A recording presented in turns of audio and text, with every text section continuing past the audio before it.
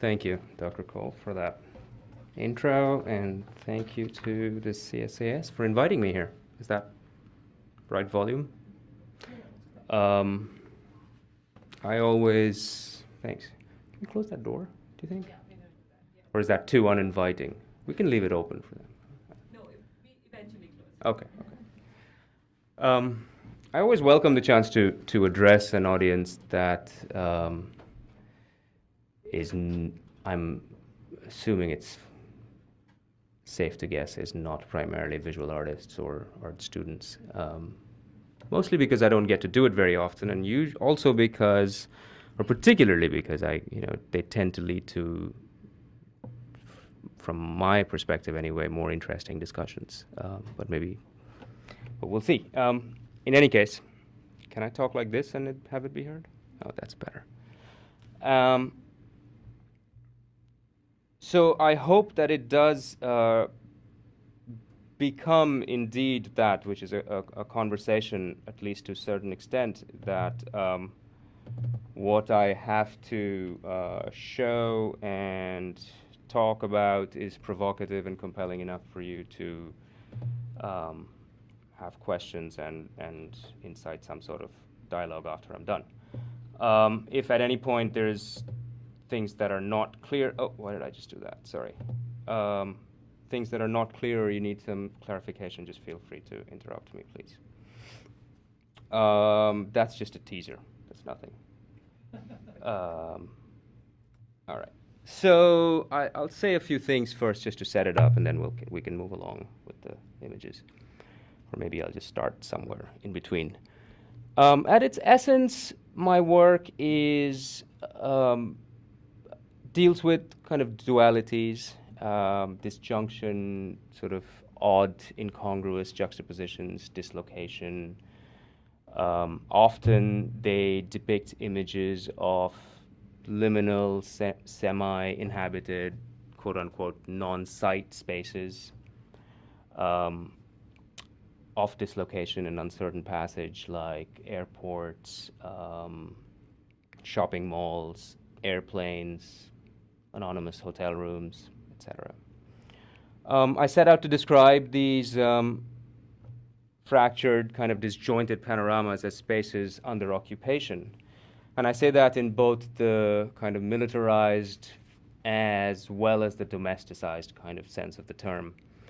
And in effect, the implication seems to be that these interstitial sites have been almost colonized in a certain way, And my attempt in the process, if I'm going a little too fast, by the way, it's because I will circle back and refer back to them in a second. This is just to give you something to look at while I'm babbling on.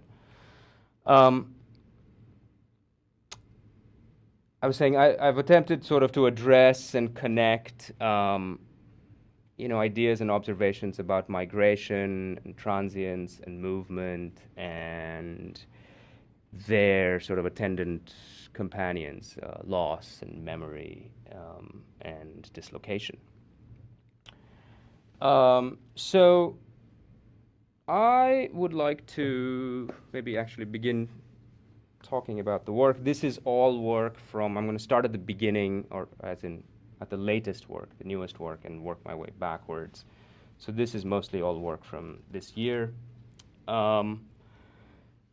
This is a piece made at that show in Mumbai that Dr. Cole just referred to. And this is, in fact, the first thing you see when you walk in, and it's a painted, as you can see, chandelier. Here's a detail in gold leaf, painted directly on the wall of the gallery or of the exhibition space. And being that this sort of, in a way, as it was the kind of first thing you saw as you entered, this really was a kind of theme or mood setter in a way, and began the show with this kind of, this was the only thing in the room. Actually, there was one little drawing on the other side, but there's me working on it. I executed it on site. As I wanted it to sort of set up this idea of luxury and opulence in a way to kind of counteract That's another more along the way. That's what happens to you if you stay in the dark for too long. No, I'm joking. That's my assistant. um, there's a shot of the exhibition. But I'm going to cycle back quickly and go through the images again. And you'll see, oh, slow down, pal. In the images, one of the ideas that I was dealing with in the paintings, and as well as generally over the structure of the exhibition, was this notion of implication and of kind of somehow including or absorbing the point of view of the viewer, so to speak, within the structure of the paintings or the exhibition itself. So, for example, you'll notice that all the paintings are designed, the spaces are, the geometry of the spaces are designed specifically so that the viewer is always kind of at the edge of the image, as if, you know, you're kind of always facing or in somehow enveloped in the spaces of the images. The title, all that info is down there. I hope you can read all of that. Some of these are details. You know, the microphones facing the viewer. This is the General Assembly of the UN, by the way, clearly. And those are cots, if that's not particularly clear. Standing on the edge of the airplane, kind of heading into this glass domed structure, which is also kind of a combination of an airport and semi-occupied, again, domesticized sort of space. So there's this notion of kind of introducing to the viewer the idea that one belongs in the theater of the activity that in which the paintings and the images occur, you know. It kind of, in effect, makes you the figure in the landscape. As you'll notice, there are no painted figures in any of the images. I used to apologize for going back and forth like this, but I've come to the realization that since neither my work nor my life have any sort of linear trajectory, that I see no reason to make excuses for it. So I'm sorry, but I'm not. Here's another view, and this is a sculpture. It's again, I'll cycle through various views of it and I'll talk about it as we go. It's called Where Were You in '92? It's steel and aluminum, and the way it works is there are two elements to it. The black being a painted aluminum jali, we call it in Hindi, a pattern, laser cut by a machine. And that is suspended by steel rods in front of, here my pointer is here, a polished steel background, which effectively functions as a mirror. And on the back of the painted grill, there are digitally mounted photographs that, as you can see, that they're then reflected on the steel surface. Effectively, when you come up to look at the piece, I'll deal with that in a second. When you come up to look at the piece, you have to you're looking through this grill at a mirror which reflects back on you, and you see these images reflected back at you. Again, in another kind of way, sort of enveloping or absorbing you within the narrative of the piece. The images in the back are essentially found media images, newspaper clippings, essentially, of largely speaking, from stories that deal with migration or conflict in various parts of the world. They're not particular to any um, particular experience to me, but they generally tend to be stories about refugees, migrations, disaster sites, et cetera, et cetera. So there's sort of this kind of almost white noise abstract collage of the stuff you see in newspapers every day. The pattern itself, well, a word about in the process of laser cutting this painted steel, you get these shards, which when they were collected, when they fell away and are in front of you on the ground, which kind of forms a little barrier. It's not very wide; it's only about this much, but it forms, I think, a kind of metaphorical barrier anyway, because you have to then you're forced to, as a viewer, sort of crane to look inside, and then you're always looking at the images from the side, so you never have a kind of direct experience of this, of these events, of these occurrences that are sort of familiar and everyday in a certain sense from the media. So the pattern itself, it comes from a particular jali design from a mosque. It comes from the Babri Masjid, which is a mosque in central India. I'll go into that in a minute. I'm sure most of you are probably familiar with that, but if you're not, I'll get into it in a minute. But suffice it to know, but for now, that the pattern is taken directly from this one jali pattern that I found in doing my research that comes from the Babri Masjid. This is another view of the exhibition, as you see askance at the gold chandelier. And yet another view. Now you'll see this sort of framing thing with a pattern on it. And here's another view. This piece is called 910, and it includes this wallpaper, which is what it is, and you'll see details in a second, and this component, which is a drawing. So to the drawing first, which is pencil on paper. Just to give you a sense, the actual drawing size is about yay much. If you'll, just to explain the logistics, if you'll follow the cursor, it's basically this unit down to here, repeated.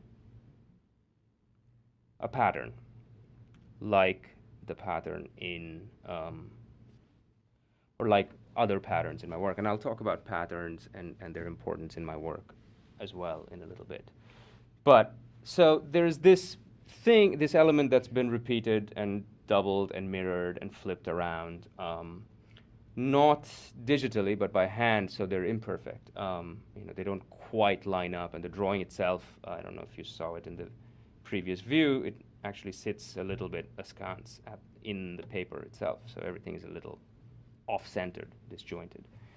All right, so this image itself is a collage. It's a collage as in it's a mashup, it's a digital, not digital, it's a physical kind of putting together of images, again derived from mass media sources that conflates various photographs of incidents of terrorist bombings in urban sites around the world between March 12th, 1993 and September 10th, 2001. March 12th, 1993 is significant because it was the day on which there was a massive series of terrorist bombings in Bombay, which again I'm sure most of you are aware of, which was in direct response to the destruction of the Babri Masjid, which had happened 3 months previously in India. And I'll give you a little more info on that in a bit, if you're not aware. But in '93, I was in India, having finished college here in the States and gone back, so to speak, and traveling in India, and was in Bombay for those couple of weeks in the time in which this bombing happened. But the rest of the images are taken from all kinds of. I mean, there's a building in Colombo in here. There are things from Jerusalem. There is, I think, one of the U.S. embassies that were bombed in Nairobi and Dar es Salaam, Tanzania. I forgot. Anyway, I took the image, generated the pattern in the drawing, and then subsequently used that drawing to make further sort of abstract and remove this kind of association in a way from it by generating a further pattern, and therefore made it a wallpaper. And at which point it kind of functions almost like an optical device. It sort of becomes this abstract, very removed, distanced kind of ornamental element, which is very, very far removed from its source. That's the image from which I generated the Babri Masjid grill piece, and you'll see this pattern reoccur in several of subsequent paintings because I worked with this pattern for a large body of work. So is everyone familiar with Babri Masjid, or should I go into it in a little bit? Yeah, no? Should I? No need. Everyone knows what it is. 16th century mosque in Ayodhya, which is west central India. It was destroyed by Hindu nationalists in 1992. And became a kind of fulcrum from which a lot of contemporary sort of tensions arose in that India. But one of the main features in this that interested me is that, having sort of spent that time in India, it was interesting to me that there was a kind of current of rising nationalism and fundamentalism, and this kind of rising insular, inward-looking, less tolerant kind of India that was starting to really manifest itself around this time, simultaneously with the newer, shinier, more economically liberalized, et cetera, India that was creating, friendly investment climates, et cetera. And this sort of twinned forces occurring at the same time was what really kind of instigated this interest. Indian yellow is an installation that I did in New York about 2 years ago, 2007, and this is actually, in opposition to what you just saw, a kind of transformation of an actual interstitial kind of space into a repository for a very different kind of fugitive experience. So this is basically a storefront in Lower Manhattan that has this sort of, you walk up the steps and you go through these doors, and then there's this sort of small 10-foot long space, and then there's another set of doors after which you enter the main space, so to speak, the shop. So it's literally a non-space. Nothing happens in there. It's just to keep the cold out. And the Asia Society, as part of some kind of month-long festival, had commissioned me to do a piece somewhere, and they had a set of sites, and I chose this site to do it in. Anyway, you walk off the street. There's no signs or anything. There's like a plumbing shop next door, and it's Chinatown essentially. And this is what you see on the door. And there's no indication that you can actually go in. The sign here is for the shop, but they didn't have hours. But people, stopped and you went in. And if you went in, I'll show you all the views. If you're inside, this is what you see at night, or with the lights on, with the lights off in the daytime, this is what you see. Effectively, what these are in the center, this and these guys on the outside, are printed on Indians have a hard time saying this, one-way vinyl, which is the stuff they put on buses and stuff where you can see from the outside. I mean, from the inside, but from the outside you just see the graphics. And it changes perception depending on how much light there is, obviously. So there's this kind of odd passage you have to make through these images that are sort of there but not there. They're framed by this pattern of the Babri Masjid grill. And inside the space, that's another view. When you open the door from the inside, you see this completely mirrored surface on one side. That's both doors open. And I'll go back and explain these guys in a second. And on the other side, an orange painted wall with this guy, another portrait. The floor is orange carpet. That wall is orange, and there is incense in the space. So there is a very kind of almost sort of shrine-like, my parameter for it was that it should have some resemblance to a kind of slightly high-end version of a roadside shrine, essentially, with a few cheap garlands and some incense, etc. And that's all it is. But it has this kind of oral sensory kind of experience as well. Indian yellow, if you're a painter, is actually the name of a pigment. It's a color. And it is kind of well known or very sort of anecdotally talked about a lot always in art school because it was always traditionally, it comes from India. And it was traditionally made from force feeding cows mango leaves for their entire lives and collecting their urine. This is how the pigment was developed. Now, because this is an irresistible story, every young student who gets a tube of Indian yellow hears this at some point or the other. So I, as a young student, heard this as well. Then I went to India and I was painting during that year that I was talking about, and I couldn't find the paint anywhere. I'd ask for it and nobody had it. So I started asking around. And two things turned up. One, that apparently some people said, well, it's been banned. But if there's always the side sort of like, if you talk to me in the evening, I can hook you up with some. But that never worked out.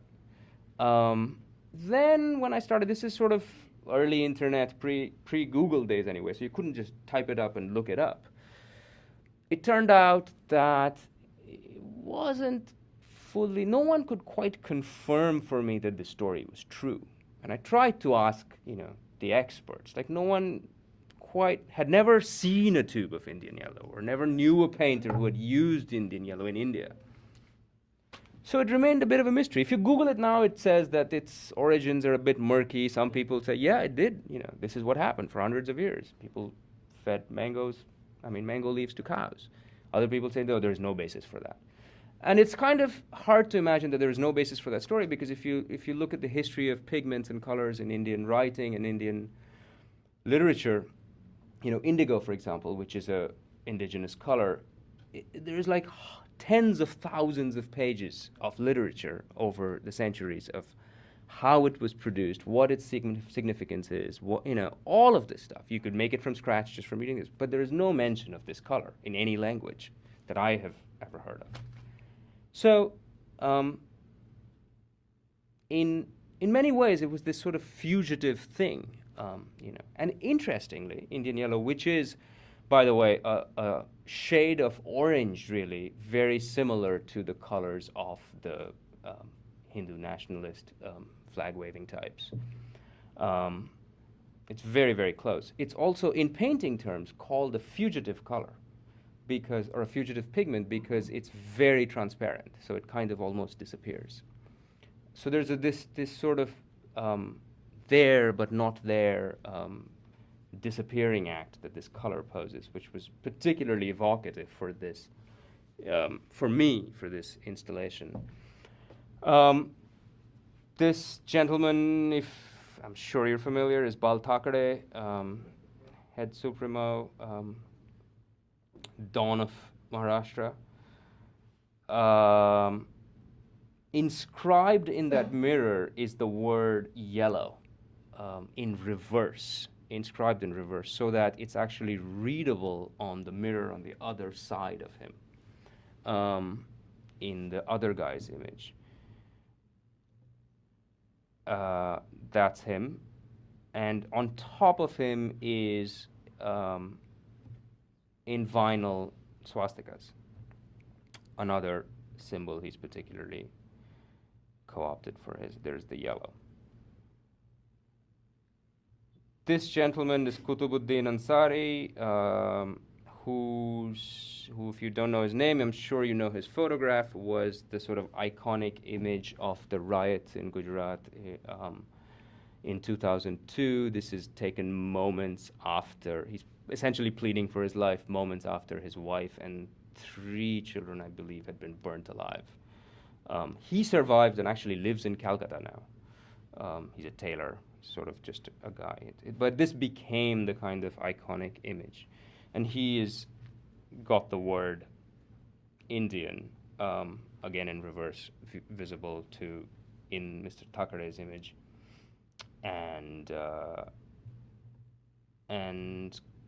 covered by the Barbary grill pattern. I don't think I need to spell out these connections for you, because this is clearly an audience that I don't have to do that with. This is the other flip side of, if this was an art school audience, I'd have to give a whole side lecture about, what? So at this point, I thought maybe I should get into a little bit about, my kind of, where I kind of emerge from. I am, like most of us, a product of my environment, and I think artists are more so even than others, perhaps. So my parents are textile designers. They have been forever in Kolkata, where I grew up. This is just a shot of one of their workshops. This is something they made. I grew up, around pattern and ornament, and this was sort of my daily lingua franca, not to mention that this is the kind of, pattern and ornament sort of surrounds you really in any sort of urban Indian experience, really. So, because I was interested in, this is actually not from India, but I loved this photo, so I put it in. I took this in Cambodia, I think. But I was interested always in this sort of shop signage and, textual information and movie posters. I mean, even though I really just never was interested in Hindi movies as a kid, these things were irresistible. In the size of a 2-story building.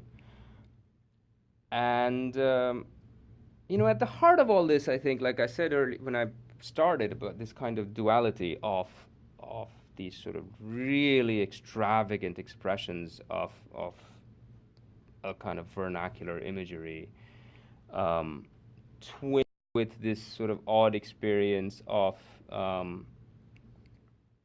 having a very kind of anglicized cultural experience, reading Enid Blyton and being a rock and roll kid and sort of being drawn to this stuff. This actually is just a painting I made when it's kind of a crappy painting, but I just thought I'd show you, because coming out of this stuff when I was in my late teens, little child.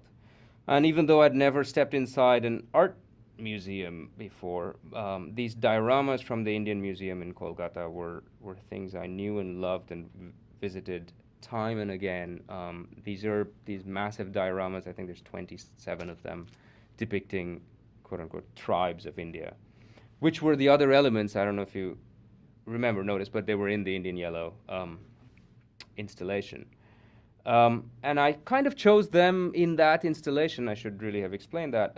Is in a sense because there was such a peculiar, and to this day remains such a peculiar transaction that occurs. This is by far, it's this, it's the biggest natural history museum in India, I believe, maybe even in Asia. And this is by far the most popular room in the museum. And it's this endless sight of people lining up that come from all parts of the surrounding areas, anyway, if not all over the country, essentially looking at representations of themselves. And I always worked as a kid under the assumption that this is, because it's such an old museum, these were like, antiquated things, a British ethnographer had made and designed and all of this stuff, but turns out that these were made in the 60s or in the 50s. So these are really representations of Indians, by Indians, viewed by Indians, under glass, life size. And there was this sort of very peculiar slippage of identity that occurs. And I thought that seemed particularly appropriate as a way of framing that space as you walked in and out of it. So that's what this lady is here for. The circus came to town right across from my school every year without fail, and my first crushes were circus girls. How can you resist, I was copying these guys and drawing these things from as far back as I can remember. These comic books every Indian kid grew up with, I don't know if they still do, but surrounded by this kind of mythology and this fantastic graphic style. And comic books actually really became very important for me because of the way their narratives unfold and their linear kind of progression of visually sort of continuing stories. But then I was also a rock and roll kid. What can I tell you?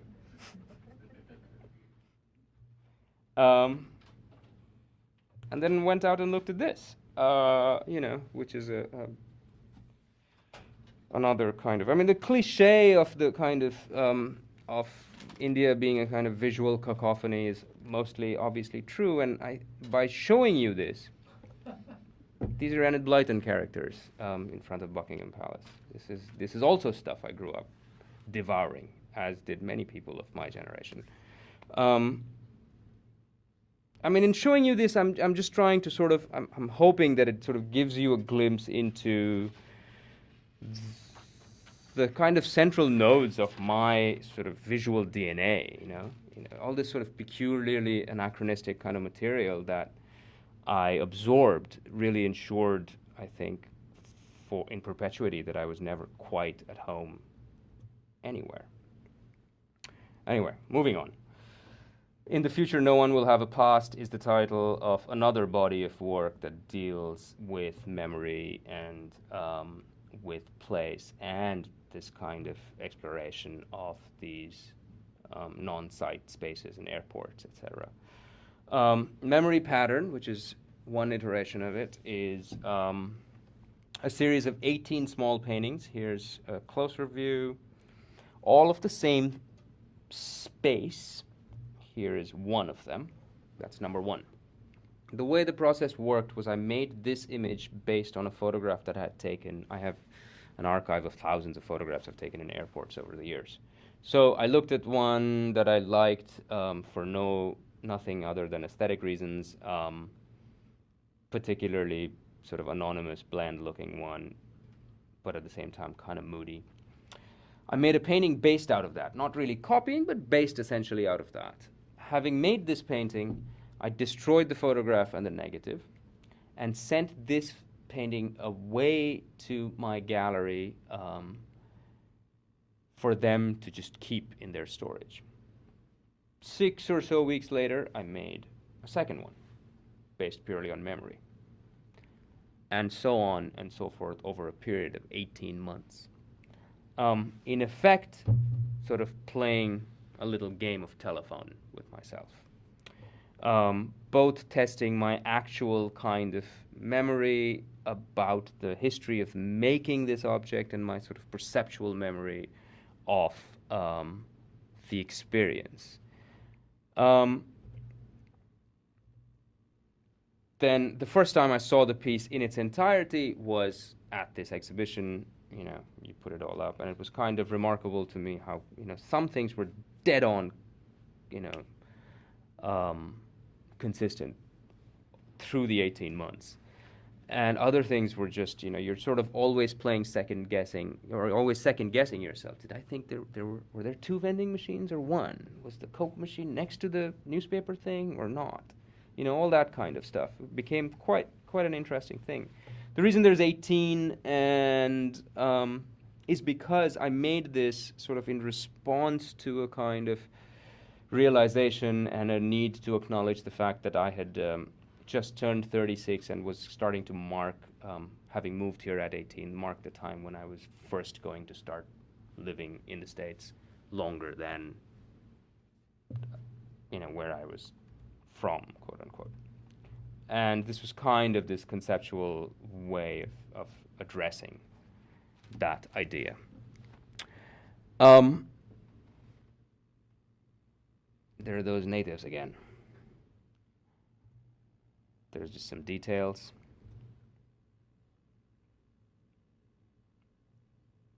I don't have things to say about every single one of them. You know, I think I find airports sort of, maybe I should talk a little about that, sort of particularly resonant repositories for the purposes of what I do, because they're so quintessentially in between and sort of, you know, places of arrival and departure, sort of midpoint in this arc of the journey from province to center. And I see a lot of what I do as somehow kind of observing the peculiarities of that journey. That was a detail of this painting. It's just it's called Double Duty. It's an airport shopping thingamajig. There's some books over there. Formally, as you can see, and as I think Juan mentioned a little bit in the thing he was reading out, my work is sort of rooted in mining this collision between perspectival geometry and the geometry of both miniature paintings and a kind of sort of vernacular geometry, for lack of a better word, that come from those kinds of billboards and sort of scale shifts out of shop paint. You know, vernacular stuff that I showed you a little bit. You know, this, which is from the Hamza Nama, a particularly favorite series of paintings of mine, which is from the 17th century. And that, which is a painting in the library in the cathedral in Siena, which is, you know, this is that big. And that, which is also really a miniature, is twice as tall as this ceiling is. And they were made within 15 years of each other, so essentially drawing at the same historical time. And it's kind of interesting to me how these sort of world views develop, this notion of looking and out at a window on the world kind of thing, that perspective develops, and that sort of insists on a central fixed viewpoint, as opposed to this stacked kind of worldview of this, which is multilinear, multi kind of perspectival in a way, because it's meant to be looked at like this, not like that. So there's no real window. And so I exploit that sort of setup in a lot of times in the work, basically in its sort of formal geometry. This is another iteration of that thing. This is a wallpaper also on the wall. these two paintings, which are part of this series called In the Future No One Will Have a Past, essentially are abstract patterns generated by using every color I used to make every other painting in the series. So effectively, this is a kind of color memory of the rest of the work, which includes all the preceding paintings that I was showing you in this series, and then some.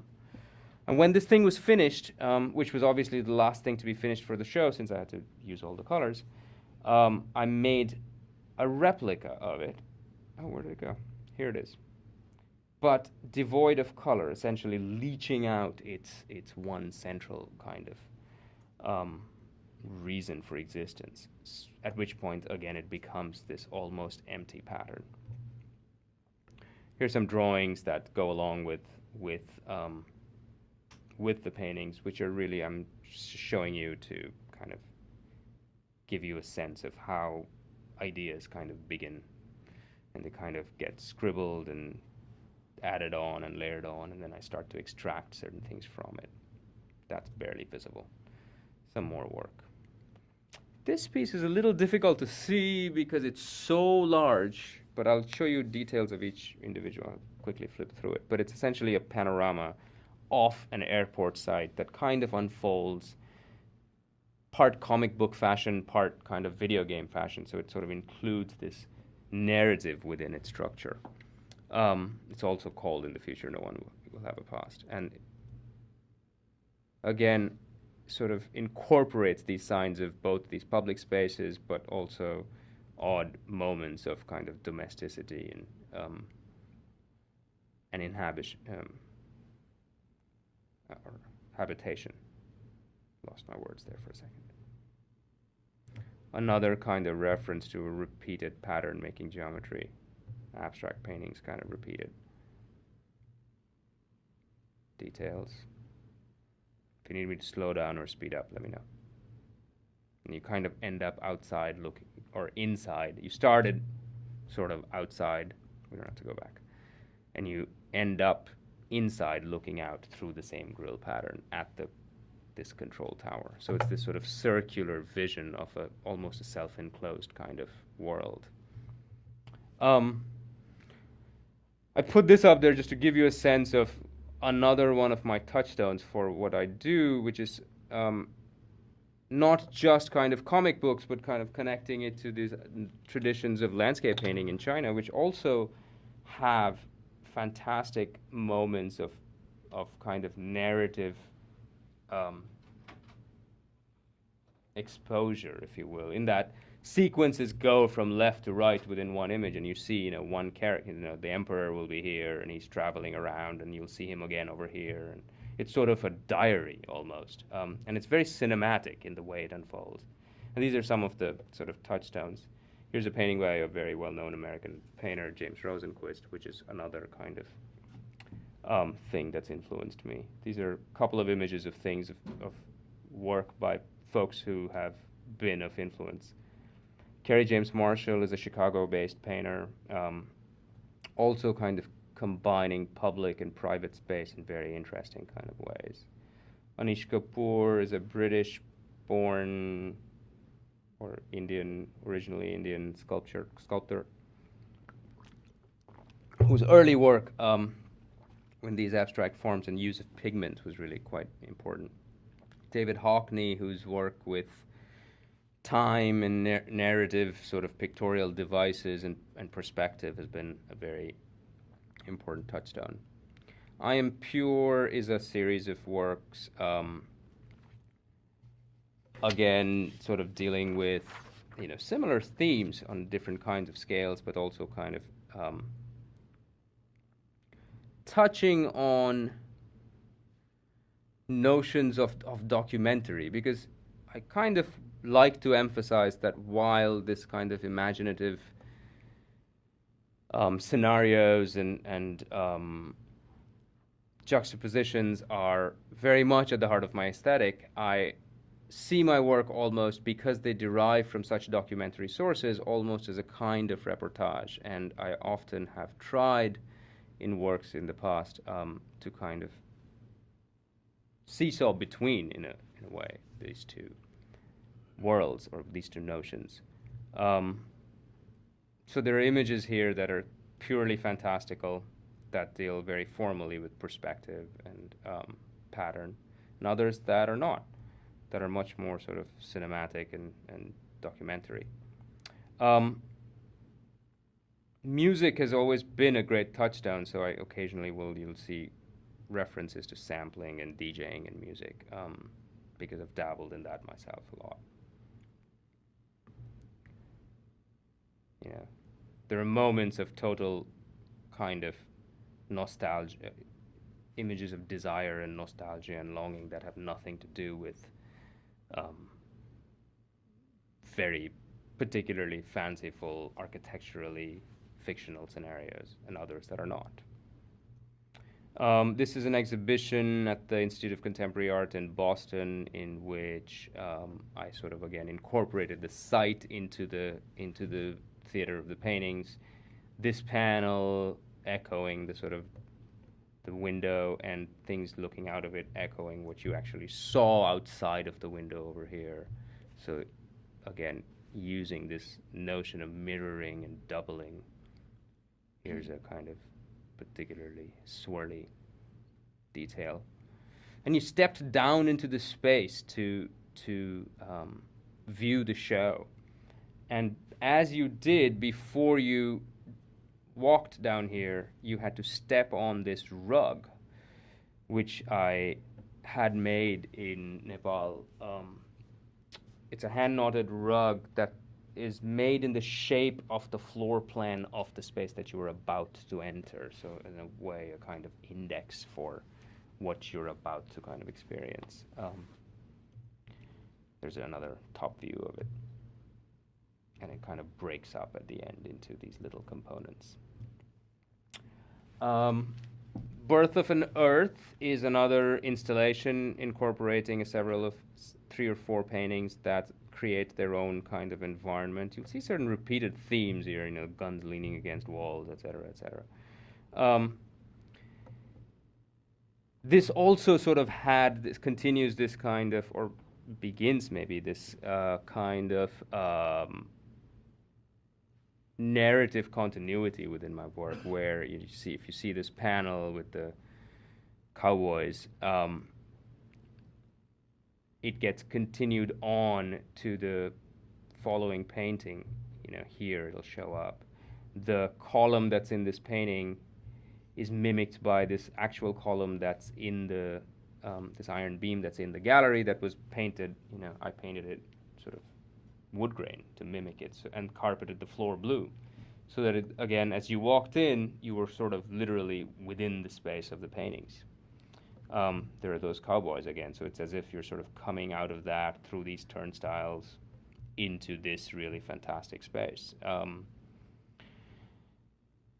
If you know or you don't, these are song titles.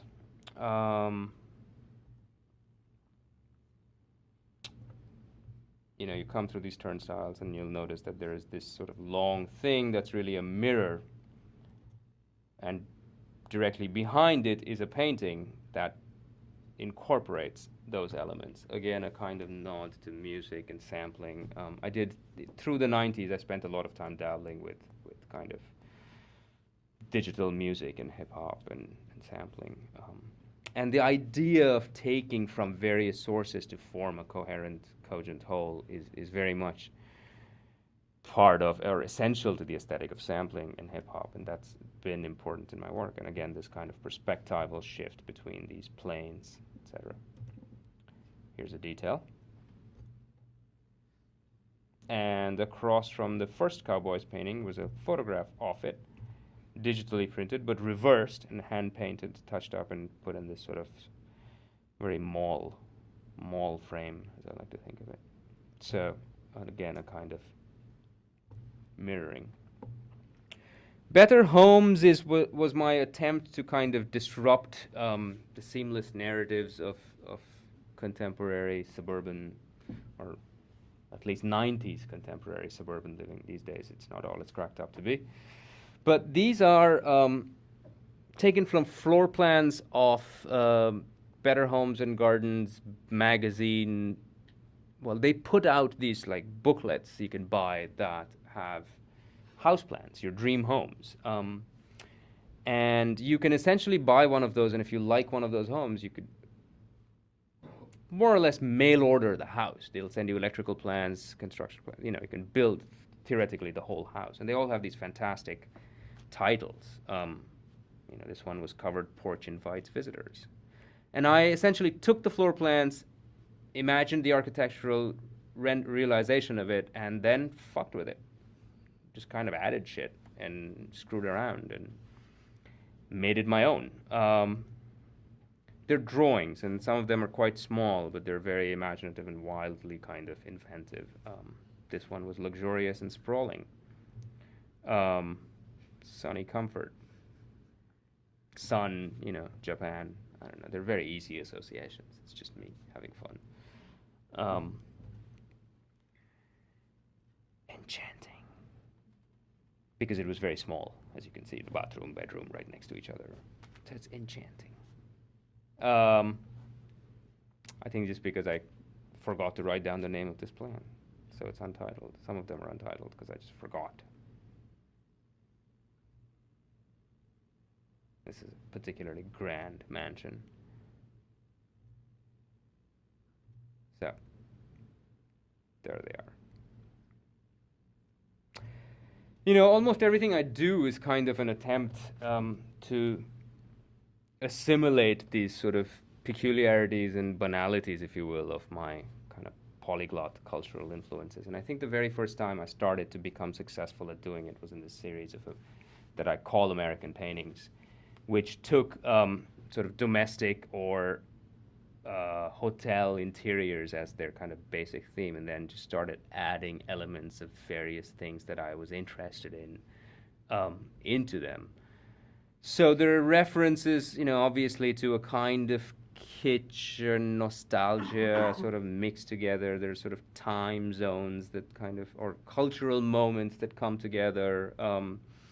There are kind of art references to things I was introduced to. You know, this is a sort of classic minimalist trope of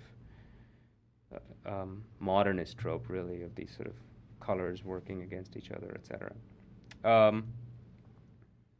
Smooth jazz, we're in your fantasy basement with the gun on the wall and the public sculpture. I'm sure your town has a big orange public sculpture out there somewhere too. Every town in America has one. Highway Star with its equally minimal painting slash IKEA kitchen cabinet wall and the hot rod in the back. These are all Deep Purple songs, by the way, the titles. Another, I don't know if that rings any bells for anybody, but they defined my life for about 2 years when I was 14. Flying Carpet is self-explanatory. Higher Ground is really about, it's a classroom, it's really about kind of dreaming of escape. Holding Pattern is Holding Pattern. That's a David Bowie song. And that's Van Gogh's Bed in Arles. You know, there's just, they're mashups. What can I tell you? I'm not going to tell you anything about that.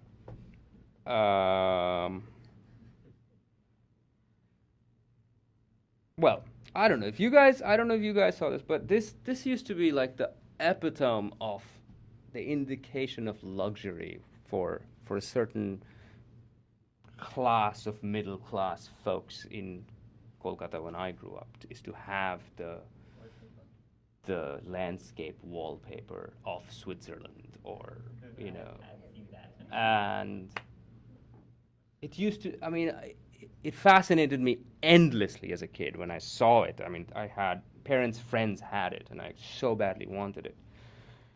And its connotations out of its cultural context are so abysmally banal that, you know, they're just kind of, it's just funny. So I had to sort of locate it inside this really shitty hotel room. Lay Down, Stay Down with its Barcelona chair and its Grandma Singer sewing machine, and I think first starting to sort of iterate this idea of using perspective and manipulating it as a way of expressing these ambiguities and dichotomies. And Cowboy and Indian, of which, describing it, a reviewer once wrote, he described the whole painting, there's a carpet and wood panel, and then at the end he said, but there is no Indian. So I had T-shirts made with that guy. I mean, my fantasy was to walk up to him, but I don't think I ever met the guy even. But I had these T-shirts made with that guy in the back, and in front it just said, "There is no Indian."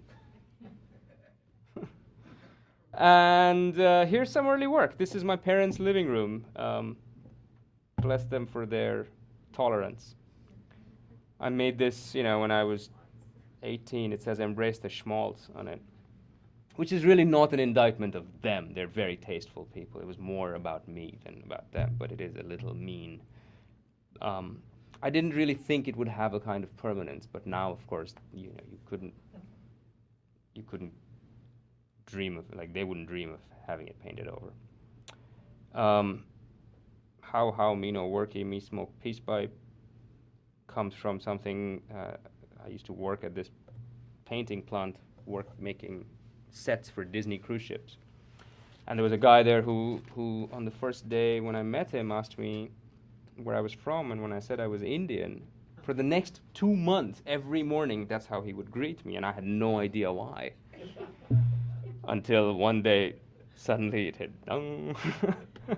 So I had to make a painting about it. That's a drawing out of it. There's a little Warhol Mao painting in the back there, by the way, which I'm very fond of. I am from Calcutta, after all. And these are paintings that kind of assimilate and without really sort of coalescing. These are early paintings, and without really coalescing into anything, kind of just attempt to put one thing on top of another and sort of bring all of my myriad experiences and interests onto one plane, if you will.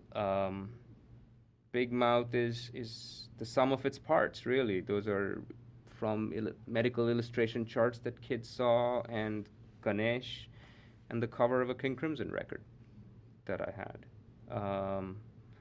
Always breathe through the nose is advice from one of those charts, I think. It includes all of these various elements, and a boy playing hockey, and my first crush.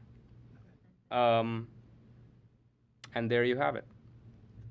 Since we're back at the beginning, I'll just let it play. But if you have questions, or if there's something you want to bring up, feel free. Thank you.